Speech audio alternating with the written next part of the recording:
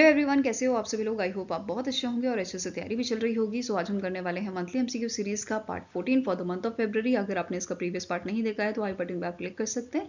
यहाँ पे इसका लिंक आपको विजिबल हो जाएगा और जो पीडीएफ है वो आपको हमारे टेलीग्राम चैनल पे अवेलेबल करा दी जाएगी। तो जल्दी से स्टार्ट करेंगे आज का सेशन। फर्स्ट आपका क्वेश्चन है, which among the following option is correct with respect to the FATF financial action task force plenary meeting held at the Paris France. तो रिसेंटली इन मंथ ऑफ फरवरी FATF plenary meeting आपकी हुई थी, उसी से related सारे points हैं, आपको बताना है कौन सा करेक्ट है। ठीक है, पहला स्टेटमेंट क्या बोल रहा है, केन्या ने ज्वाइन किया है FATF को as a guest to enhance regional representation. Second point से प्लानरी जो है, प्लानरी ने सेलेक्ट किया है मिस्टर गिल्स थॉमसन को, जो यूके से बिलोंग करते हैं, to be a next FATF vice president for 2 years। Then next statement says Laos and Nepal ने ऐड किया है, लाओस और नेपाल को ऐड किया गया है ग्रे लिस्ट में। ठीक है, in the increase monitoring due to strategic deficiencies in their anti money laundering और countering terrorism financing framework. Next is Philippines को रिमूव किया गया है आपका ग्रे लिस्ट से after successfully addressing its action plan. And last statement says all are correct. तो answer यहाँ पे क्या है, option number E, that is they all these all statements are correct. Fine. अभी हमने बात की केन्या ने एज अ गेस्ट ज्वाइन किया है FATF को, और केन्या के अलावा इस लिस्ट में और कौन शामिल है, केमैन आइलैंड एंड स्निगल जो है इस लिस्ट में शामिल है। ये तीनों आपके गेस्ट कंट्रीज है बेसिकली यहाँ पे जिन्होंने इसमें पार्टिसिपेट किया है। ठीक है, नेक्स्ट है मिस्टर गिल्स थॉमसन जो यूके से बिलोंग करते हैं, ये सक्सीड करेंगे आपके जेरेमी विल को जो कनाडा से बिलोंग करते हैं, और इनका टेन्योर जो है आपका 30 जून 2025 तक है। इसके बाद आपके गिल्स थॉमसन इस पोजीशन को वाइस प्रेसिडेंट की पोजीशन पे आ जाएंगे। ठीक है, इसके अलावा FATF की अगर बात हो रही है तो 2 लिस्ट आपकी इंपॉर्टेंट होती है यहाँ पे, एक तो ब्लैक लिस्ट, दूसरी होती है आपकी ग्रे लिस्ट। तो ग्रे लिस्ट में क्या चेंज हुए हैं, लाओस और नेपाल ऐड हुआ है। ठीक है, फिलीपींस रिमूव हुआ है। ये 2 इंपॉर्टेंट पॉइंट्स है। तीसरा ब्लैक लिस्ट जो आपकी है, या जिसे हाई रिस्क ज्यूरिस्डिक्शन हम कहते हैं, उस लिस्ट में कौन कौन सी कंट्री आपकी आती हैं, तो नॉर्थ कोरिया, ईरान और म्यांमार आता है। ठीक है, नाउ आप स्टार्टिंग इन्फॉर्मेशन कवर करेंगे। FATF के आपके प्रेसिडेंट कौन है, Elisa de Anda Madrazo from Mexico. Headquarters का लोकेटेड आपका पेरिस फ्रांस में, और इसकी शुरुआत 1989 में की गई थी। और FATF की प्लानरी मीटिंग की अगर हम बात करें तो ये 1 साल में 3 बार होती है। तो पूछा जा सकता है कि 1 साल में कितनी बार होती है, 3 बार होती है, फरवरी, जून और अक्टूबर में। यूजुअली इन्हीं टाइम पे ये होती है। ओके, इसके अलावा FATF मेंबर्स आप यहाँ पे देख सकते हो। और एक और चीज इसमें नोट करने वाली कि जो रशियन फेडरेशन है, ये आपका इसमें से आपका 2023 से सस्पेंड किया गया हुआ है। ठीक है, तो रशियन फेडरेशन या रशिया को यहाँ से सस्पेंड किया हुआ है from the FATF member countries. Okay, ये आप देख सकते हो 2023 से ये सस्पेंशन है। ग्रे लिस्ट की अगर आपको कंट्रीज दिखनी है तो यहाँ पे आप देख सकते हो। फाइन। नेक्स्ट आपका क्वेश्चन है, रिसेंटली इन फरवरी जो यूनियन मिनिस्टर है राम मोहन नायडू जी, इन्होंने लॉन्च किया है electronic personal licence, that is EPL for pilots. With this India became the dash country to implement electronic personal licence following approval from the international civil aviation organisation, that is ICAO।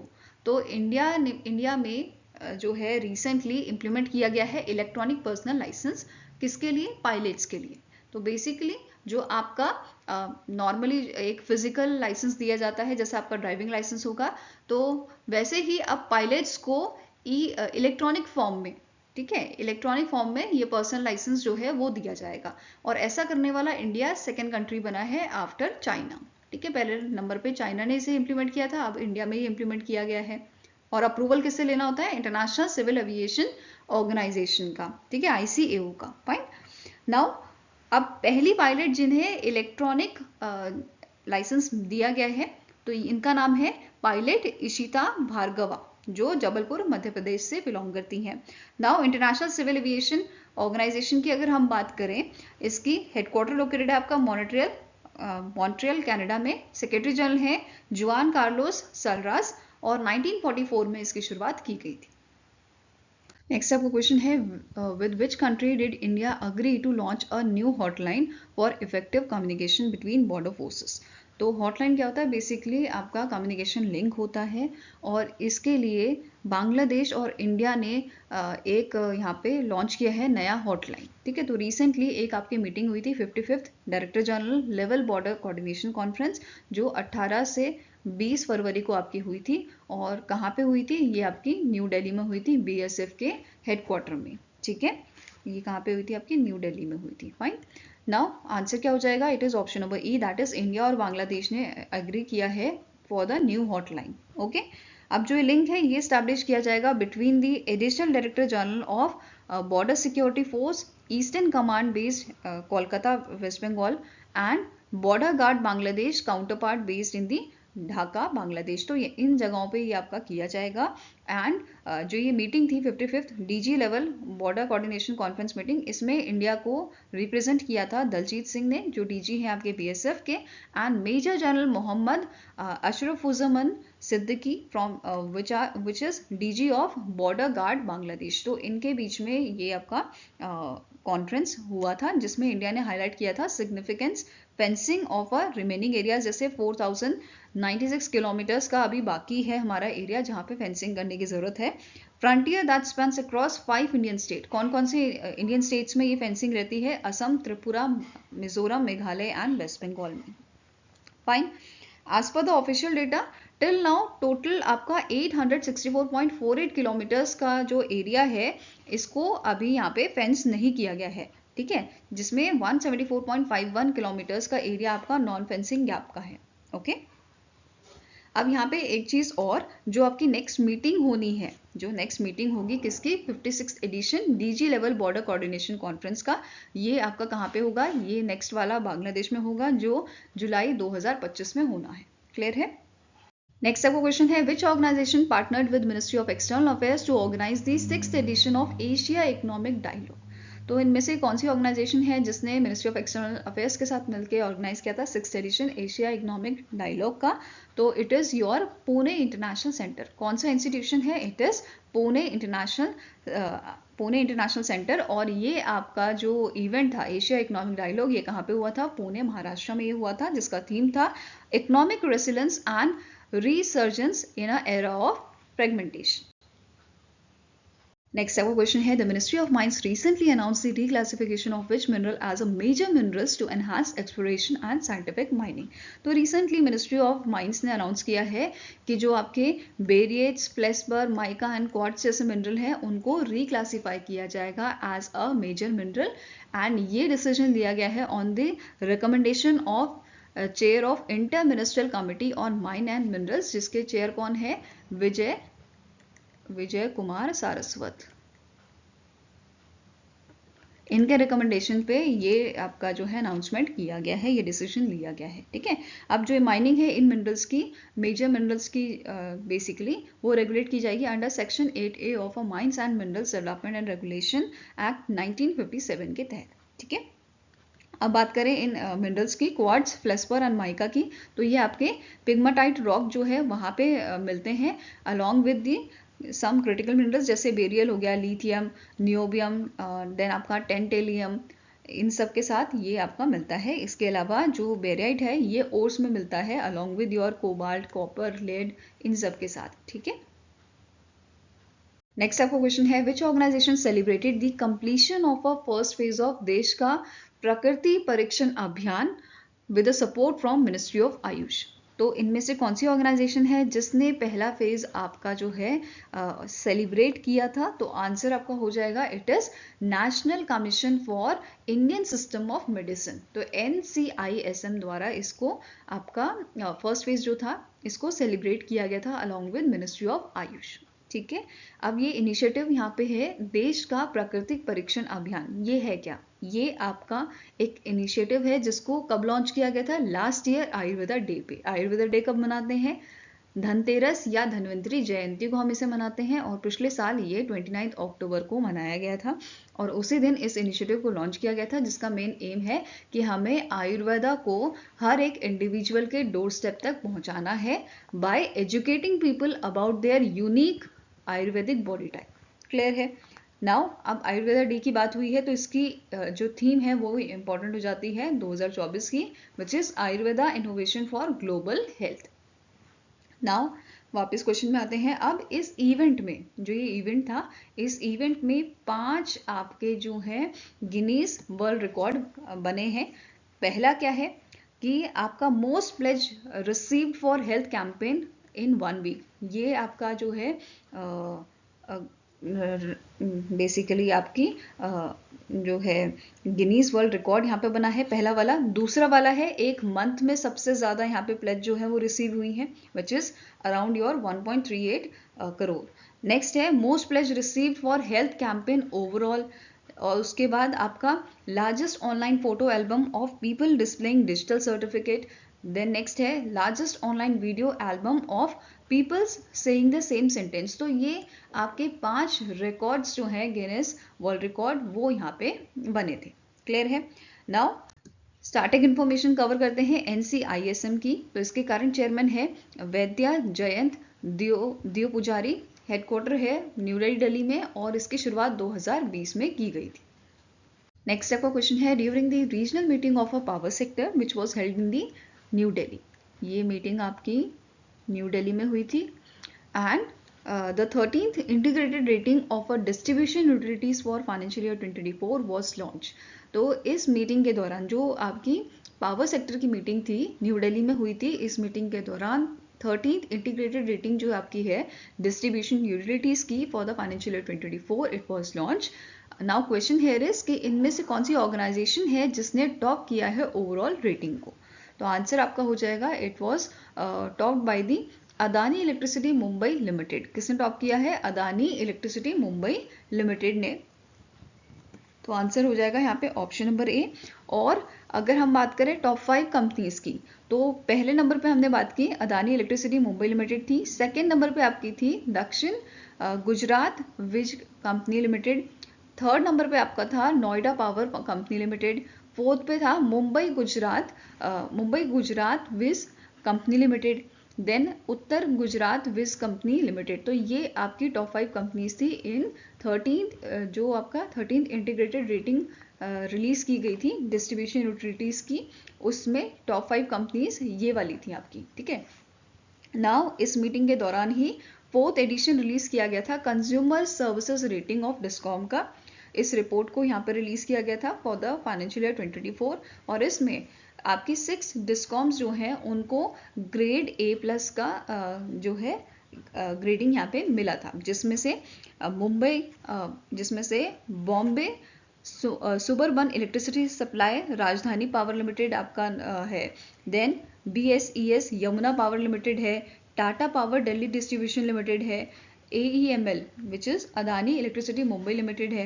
And Tata power company limited और आपका Noida power company limited. तो ये सारी जो companies हैं उनको grade A+ की rating यहाँ पे दी गई है by the rural electrification corporation REC द्वारा ये दिया गया है। और यहाँ पे ये भी मेंशन किया गया है कि 15 डिस्कॉम्स जो हैं उनको ग्रेड A यहाँ पे मिला है। ठीक है। एक और चीज़, जो ये मीटिंग थी, इस मीटिंग को चेयर किया था मनोहर लाल खट्टर जी ने, जो आपके मिनिस्ट्री ऑफ पावर के मिनिस्टर हैं, along with the union minister of state Shripad Yesso Naik जो हैं। ठीक है। नाउ इसी मीटिंग में एक और चीज़ आपकी रिलीज की गई थी, distribution utilities ranking report financial year 2024 की, जो आपका फर्स्ट एडिशन था। एंड इस एडिशन में टॉप 3 आपकी कंपनीज हैं, टॉप 3 रैंक्ड कंपनीज हैं। ये हैं हरियाणा बिजली वितरण निगम लिमिटेड, दूसरी है दक्षिण हरियाणा बिजली वितरण निगम लिमिटेड एंड तीसरे नंबर पे आपका था Tata power western Odisha distribution limited. Fine. इसके अलावा स्पेशल कैटेगरी की अगर हम बात करें इन अ स्टेट यूटिलिटीज, तो इसे टॉप किया है उत्तराखंड पावर कॉर्पोरेशन लिमिटेड ने। Then followed by Assam power distribution company limited and AR power department जो है। ये आपके तीन आपके रैंक कंपनीज हैं स्पेशल कैटेगरी में। ठीक है। नेक्स्ट है अर्बन डिस्कॉम कैटेगरी में आपका जो अदानी इलेक्ट्रिसिटी मुंबई लिमिटेड है, ये आपका टॉप रैंकिंग यहाँ पे इसकी थी, which is followed by Tata power Delhi distributor Delhi distribution limited and Noida power company limited. तो इसमें भी आपकी ये 3 टॉप कंपनीज रही थी। नेक्स्ट आपको क्वेश्चन है, name the company that has signed an MOU with archaeological survey of India under the adopt a heritage 2.0 programme to restore heritage water bodies. तो इनमें से कौन सी ऑर्गेनाइजेशन है, कौन सी कंपनी है जिसने MOU साइन किया है आर्कियोलॉजिकल सर्वे ऑफ इंडिया के साथ under your adopt a heritage 2.0 programme, जिसको 2017 में लॉन्च किया गया था, रीस्टोर करने के लिए हेरिटेज वाटर बॉडीज को। तो answer here is Bisleri international private limited जो है, इस कंपनी ने, इस ऑर्गेनाइजेशन ने आर्कियोलॉजिकल सर्वे ऑफ इंडिया के साथ MOU साइन किया था। ठीक है, अब यहाँ पे इस अडॉप्ट अ हेरिटेज 2.0 प्रोग्राम के तहत हेरिटेजेस को अडॉप्ट किया जाएगा, उनको मेंटेन किया जाएगा, उनको रिस्टोर किया जाएगा। फाइन। अब जो पार्टनरशिप है it will take place under the ASI's your adopt a heritage 2.0 programme and Bisleri's corporate social responsibility initiative which is Nai Ummeed. Fine. Initial phase में बिस्लरी इंटरनेशनल प्राइवेट लिमिटेड जो है, ये 4 आपके हिस्टोरिकली वाटर बॉडीज हैं, जो बेसिकली हेरिटेज वाटर बॉडीज जो आपकी हैं, उनको यहाँ पे उन पे फोकस करेगा। जैसे 3 तो राजस्थान में आपकी लोकेटेड है, Chand, Baori at the Neemrana Rajasthan, Padma and Rani Talab in Ranthambore fort and Buddha pond at the Kalinjar fort which is located in the UP। बाकी सारे आपके राजस्थान के हैं। तो इन 4 वाटर बॉडीज पे इनिशियल फेज में काम किया जाएगा by the Bisleri international private limited. Clear है। नेक्स्ट बात करते हैं अदर की पॉइंट्स की। जैसे ये जो वाटर बॉडीज हैं, इनका रिस्टोरेशन प्रोसेस कैसे होगा।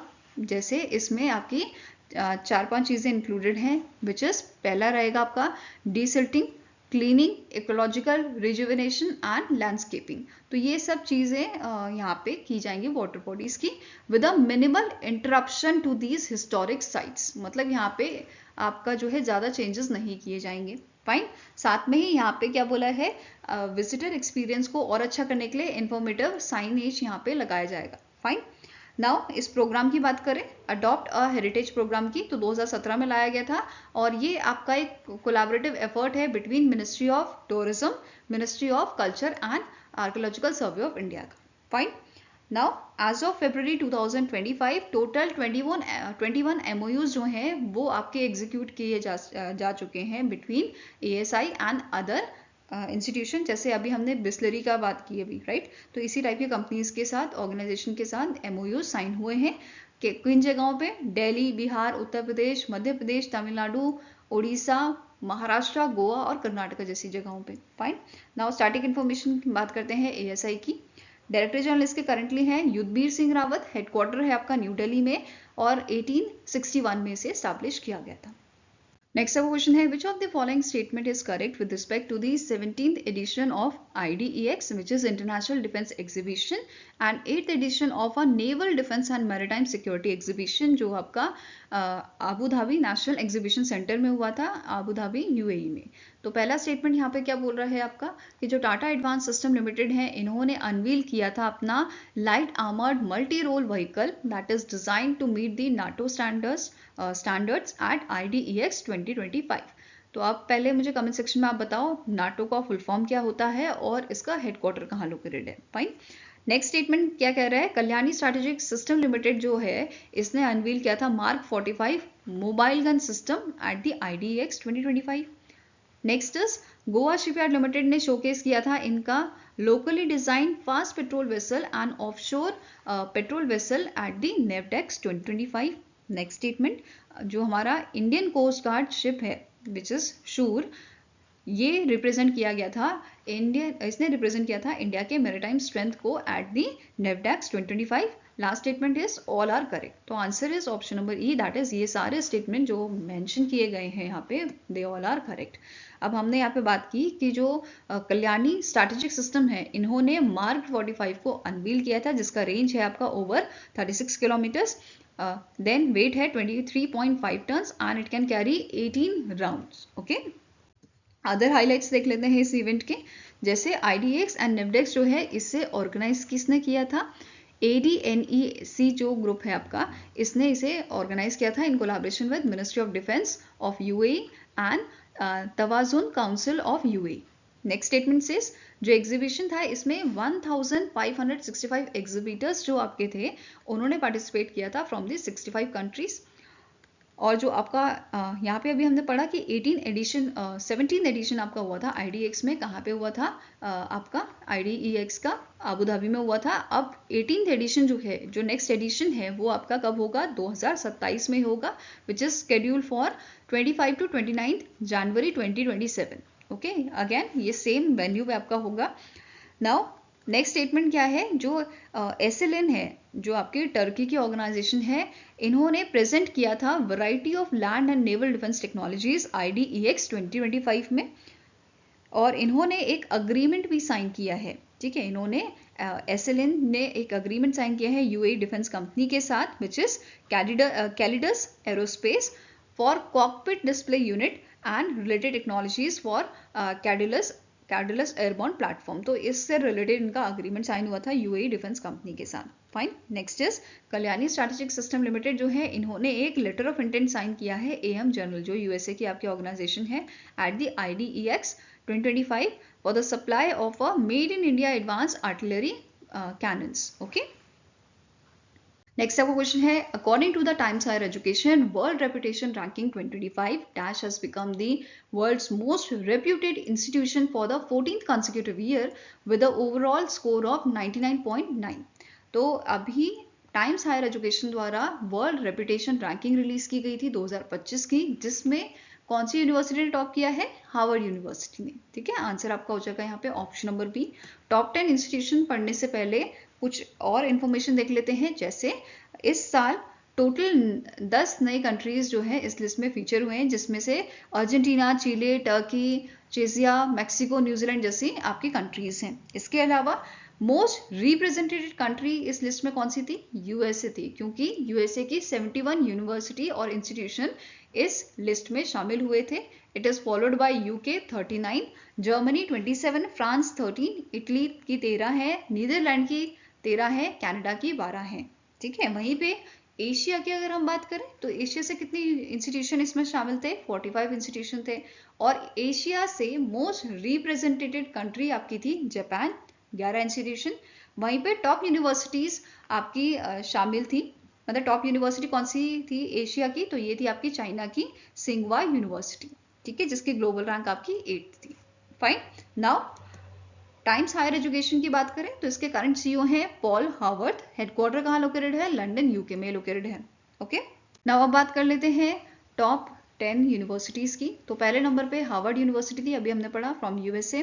सेकेंड नंबर पे 2 यूनिवर्सिटी है, एक तो MIT फ्रॉम US एंड दूसरी है ऑक्सफोर्ड यूनिवर्सिटी फ्रॉम UK। ठीक है, देन फोर्थ नंबर पे Stanford university and then again इस वाले नंबर पे भी 2 यूनिवर्सिटी है, एक US की है और दूसरी UK की है, university of Cambridge. Fine. Next आता है university of California from US, ये 6 नंबर पे थी। Then Princeton university from US 7th number पे, सिंगवा यूनिवर्सिटी 8th नंबर पे, येले university from US 9th number पे, और university of Tokyo from Japan ये 10th नंबर पे थी, और पीकिंग यूनिवर्सिटी फ्रॉम चाइना ये 11th नंबर पे थी। वहीं पे अगर हम बात करें इंडिया की, इंडिया के टोटल 4 यूनिवर्सिटीज, 4 इंस्टीट्यूशन इसमें शामिल हुए थे, जो आपका 201 से 300 के रेंज के बीच में थे, रैंकिंग के बीच में थे। ठीक है, तो पहली यूनिवर्सिटी आपकी है इंडियन इंस्टीट्यूट ऑफ साइंस, जो बेंगलुरु में लोकेटेड है। देन आपका IIT Delhi, IIT Madras and शिक्षा ओ अनुसंधान, ये 4 यूनिवर्सिटीज, ये 4 इंस्टीट्यूशन इस लिस्ट में शामिल हुए थे 2025 की जो वर्ल्ड यूनिवर्सिटी रैंकिंग थी उसमें। क्लियर है? नेक्स्ट आपका क्वेश्चन है, which among the following organisation has published the report title Asia and Pacific sustainable development goal progress report engaging communities to close the evidence gap 2025। तो इनमें से कौन सी organisation है जिसके द्वारा Asia and Pacific SDG progress report को publish किया गया है? This report is published by your UN ESCAPE. Fine. It is United Nation economic and social commission for Asia and Pacific, इस ऑर्गेनाइजेशन के द्वारा इसे पब्लिश किया गया था, और इस रिपोर्ट में शोकेस किया गया था प्रोग्रेस 17 सस्टेनेबल डेवलपमेंट गोल्स की एंड उनके जो 169 टारगेट्स हैं about these goals and targets, ये प्रोग्रेस यहाँ पे रिप्रेजेंट की गई थी, शोकेस की गई थी in the Asia Pacific region. Specifically Asia Pacific region की यहाँ पे बात की जा रही है।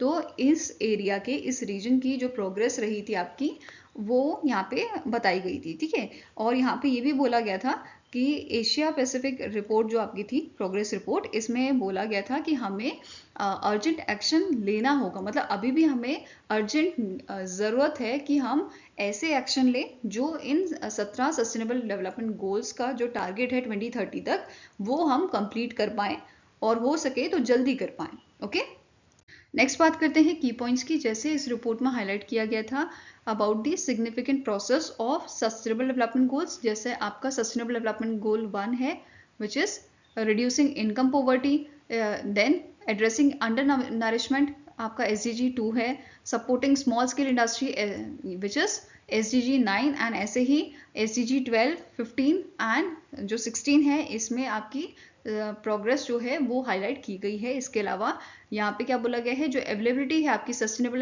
डेवलपमेंट गोल डेटा की, ये भी बढ़ गई है, इट रीच टू 54%।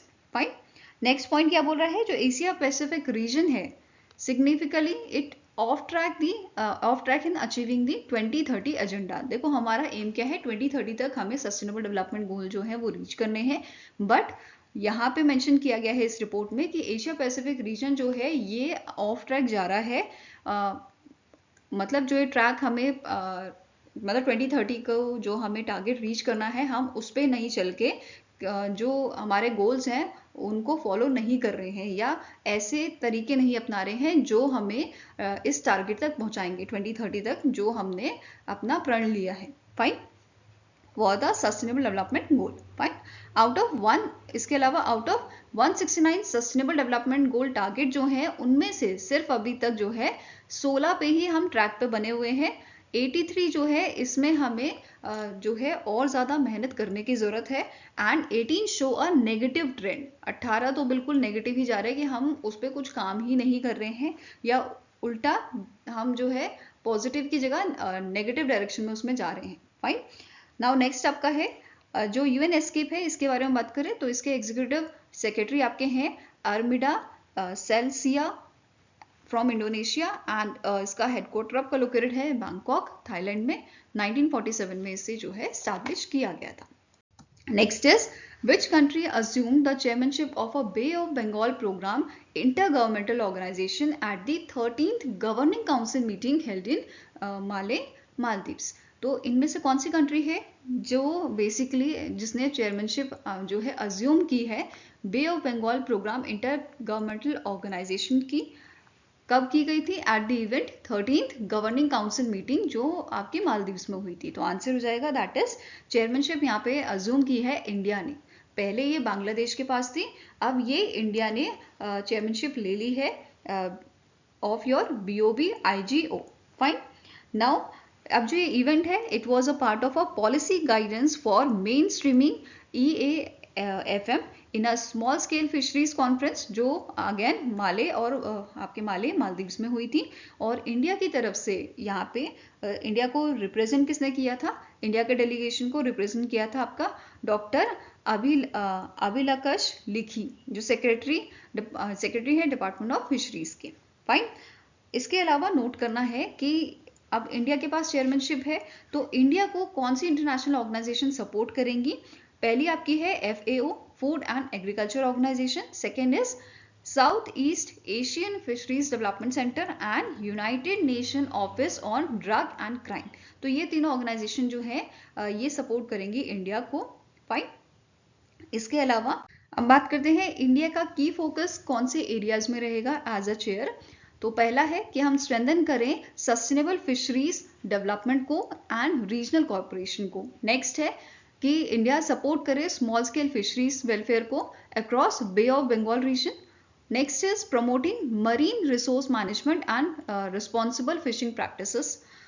फिर आता है आपका ट्रेनिंग कैपेसिटी एनहांस करें, इंप्रूव करें training capacity building and research initiatives को। तीसरा कि हम टैकल करें illegal unreported and unregulated fishings को in the regional through the regional collaboration. Fine, now अब बात करते हैं bay of Bengal programme inter governmental organisation की, दैट इज BOBP IGO की। तो इसके करंट डायरेक्टर जनरल है डॉक्टर P कृष्णन। नेक्स्ट आपके आते हैं इसका हेडक्वार्टर कौन सा कहाँ लोकेटेड है, चेन्नई तमिलनाडु में लोकेटेड है, और इसे 2003 में स्टैब्लिश किया गया था। और मेंबर्स कौन से हैं इसके, India, Bangladesh, Sri Lanka and Maldives. Fine. Next आपका क्वेश्चन है, इन February 2025 India has collaborated with which country in telecommunication, artificial intelligence and space technology field.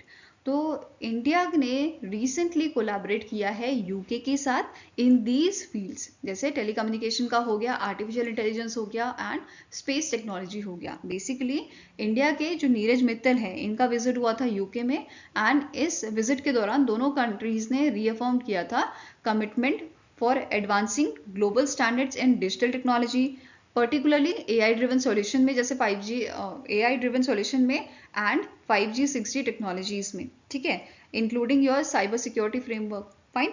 इसके अलावा इन्होंने जो CEO थे एलान ट्यूरिंग इंस्टीट्यूट के, उनके साथ भी मीटिंग यहाँ पे की थी, जिनका नाम है जीन एंस। फाइन।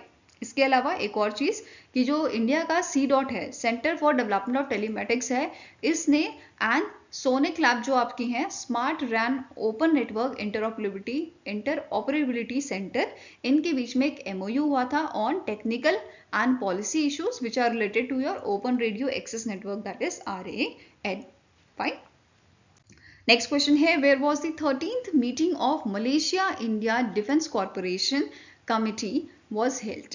तो इनमें से कौन सी जगह पे Malaysia India defence corporation committee आपकी हुई थी, तो it was held in the Kuala Lumpur Malaysia. ठीक है, कहाँ पे हुई थी, कुआलालंपुर मलेशिया पे हुई थी। वहीं पे अगर प्रीवियस मीटिंग की बात करें, 12वीं मीटिंग जो आपकी हुई थी वो कहाँ पे हुई थी, वो इंडिया के न्यू दिल्ली में हुई थी। फाइन।